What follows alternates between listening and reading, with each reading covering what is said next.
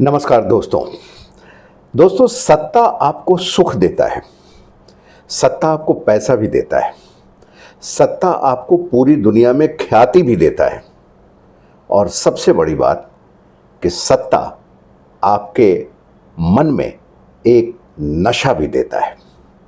इसीलिए सत्ता पर जब कोई काबिज होता है तो वो तरह तरह के वादे करता है। उसके स्वभाव में, उसके काम करने के तरीके में आप एक अंतर देखते होंगे। और ये अंतर क्यों आता है? ये अंतर उस कॉन्फिडेंस से आता है जो कॉन्फिडेंस उसे सत्ता के नशे से, सत्ता के सुख से, सत्ता से प्राप्त होने वाली ख्याति से और लोगों पर रूल करना और अपने आसपास यस मैन की उपलब्धता होना, ये सारी चीजें ऐसी हैं जो आप में परिवर्तन ला देती हैं। और यही वजह है कि इसी नशे में व्यक्ति ये भूल जाता है कि दुनिया के जिस भी देश में लोकतंत्र है और जहां चुनाव है, वहां सत्ता का ये नशा जनता ना बड़ी आसानी से अपने वोट के जरिए उतार देती है। जी हाँ दोस्तों, आज मैं बात कर रहा हूं ब्रिटेन में हुए चुनाव की और ब्रिटेन के चुनावी नतीजों की। क्या हुआ है वहां? 14 साल से 2010 से 2024 तक कंजर्वेटिव पार्टी वहां सत्ता में थी। और इन पिछले 14 वर्षों में ब्रिटेन में बहुत कुछ बदला। ब्रिटेन ईयू से अलग हुआ, ब्रेग्जिट जिसे हम कहते हैं। ब्रिटेन ने कोविड का ध्वंस भी देखा, वो चेहरा भी देखा कोविड में, जबकि उस समय के प्रधानमंत्री पार्टी कर रहे थे। लोग मर रहे थे उनके देश में, पार्टी कर रहे थे। जी हाँ, कंजर्वेटिव पार्टी के। और यही वजह रही कि लगातार 14 वर्षों में और खास करके पिछले 6-7 वर्षों में 3 से 4 प्रधानमंत्री वहां बदल दिए गए। और जो अभी प्रधानमंत्री थे, जो अब नहीं रहेंगे, वो भारतीय मूल के हैं। आप सब जानते हैं, ऋषि सुनक। और ऋषि सुनक ने अपनी हार स्वीकार कर ली है। तो क्या हुआ उनके साथ?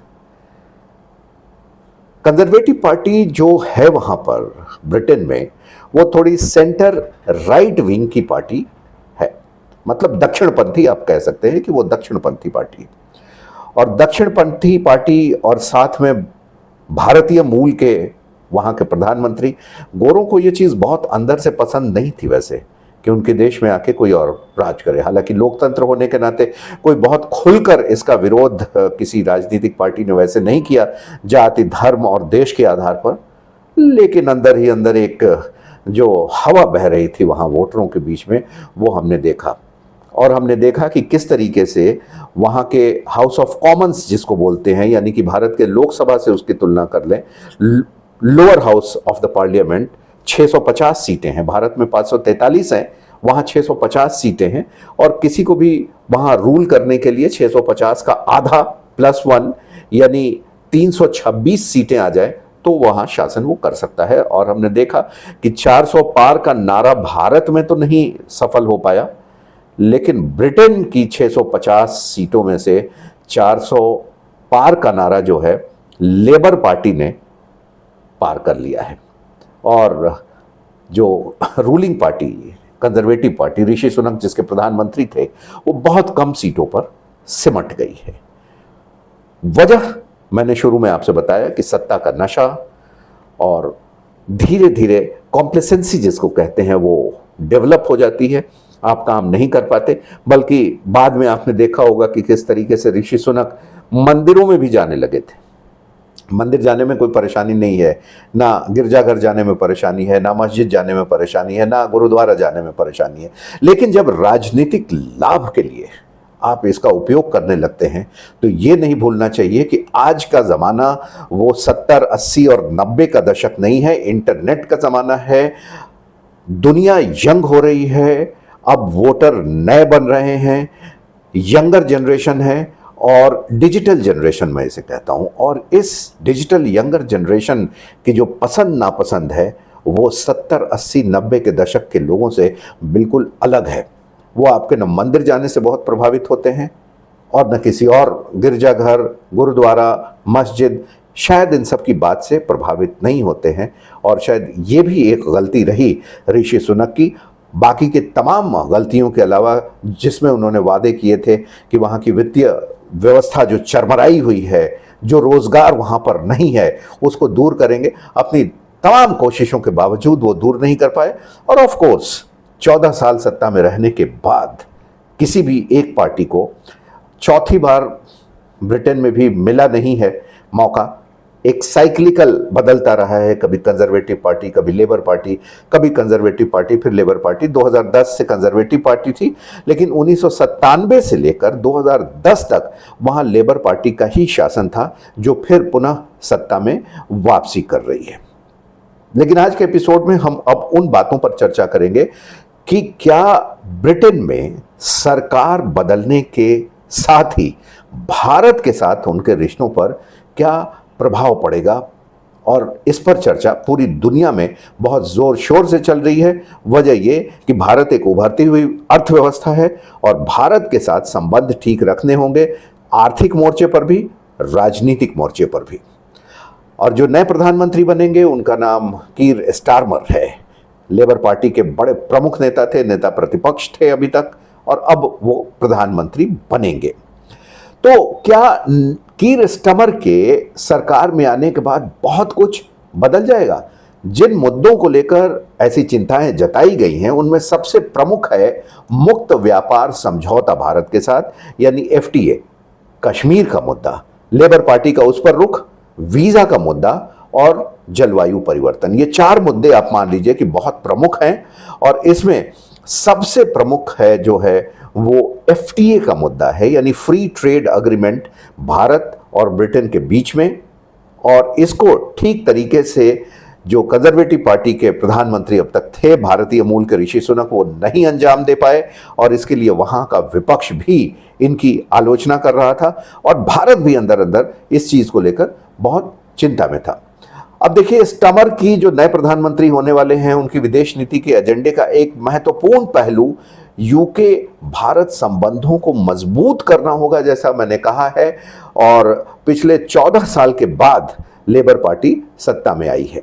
नई सरकार बनने के बाद अब जो चर्चाएं हैं वो ये है कि दिल्ली और लंदन के बीच मुक्त व्यापार समझौते यानी FTA का क्या होगा।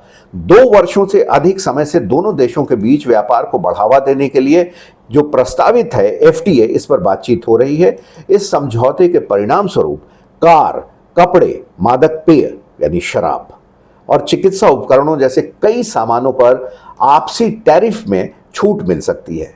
ये जो टैरिफ है, ड्यूटी है, शुल्क है, उस पर काफी छूट देने की बात होती है जब 2 देशों के बीच फ्री ट्रेड अग्रीमेंट होता है। तो हालांकि स्टारमर के नेतृत्व में लेबर पार्टी ने भारत के साथ FTA पर हस्ताक्षर करने में टोरीज की देरी के बारे में सवाल उठाए हैं। टोरीज कंजर्वेटिव पार्टी को भी कहते हैं और कंजर्वेटिव पार्टी, जैसे मैंने बताया, उसने बहुत देर कर दी। लेकिन सवाल अब फिर से दोस्तों ये उठता है कि क्या ब्रिटेन की नई सरकार इसको लेकर कोई नया रुख अपनाती है और कितनी जल्दी इसे अंजाम दे पाएगी। कश्मीर भी एक बहुत मुद्दा है बड़ा। कश्मीर पर लेबर पार्टी का क्या रुख बदलेगा या बदला है? पहले लेबर पार्टी ही ये थी जो आने वाली है सत्ता में, बड़े जोर शोर से कश्मीर का मुद्दा उठाती रही थी। प्रधानमंत्री इसके जेरेमी कार्बिन के नेतृत्व में, प्रधानमंत्री नहीं, इनका लेबर पार्टी के चीफ होते थे जेरेमी कार्बिन, इनके नेतृत्व में लेबर पार्टी ने कश्मीर में अंतर्राष्ट्रीय हस्तक्षेप करने का आह्वान तक कर दिया था।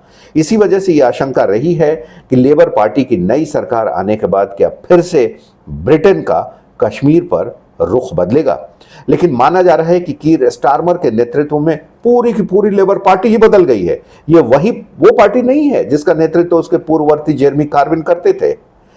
एक रिपोर्ट की माने तो ब्रिटेन की में जो भारतीय मूल की आबादी है उसका राजनीतिक प्रभाव बहुत बड़ा है और वहां की जो पॉलिटिकल पार्टीज हैं इस प्रभाव को पहचानती हैं।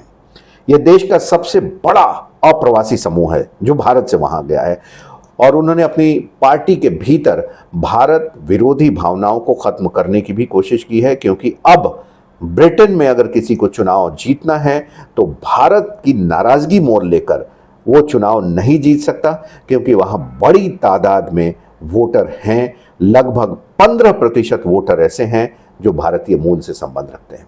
एक और महत्वपूर्ण मुद्दा है, क्या वीजा पर अड़चन आने वाली है? ऐसा कहा जाता है कि ब्रिटिश राजनीति में आवर्जन यानी वीजा सबसे गर्म मुद्दों में से एक है। टोरी और लेबर इस बात पर असहमत हैं कि यूके में आवर्जन को कैसे प्रतिबंधित किया जाए, कैसे वीजा पर रोक लगाई जाए ताकि कम लोग आ सकें।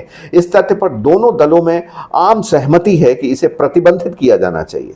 दुनिया के बाकी देश भी यही कर रहे हैं, जर्मनी, फ्रांस, और ये भारत के साथ व्यापार समझौते में एक बड़ी अड़चन हो सकती है अगर वीजा को लिमिट किया जाए, वीजा पर प्रतिबंध लगाया जाए।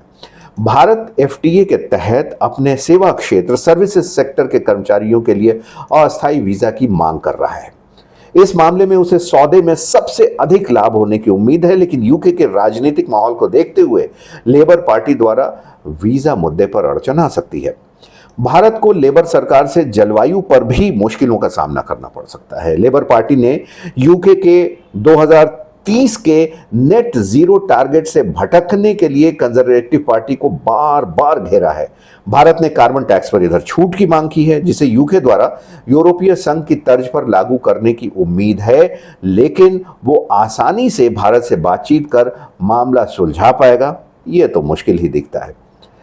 भारत दूसरी तरफ दुनिया की सबसे तेजी से बढ़ती अर्थव्यवस्थाओं में से एक है, बहुत बड़ा बाजार है हमारा।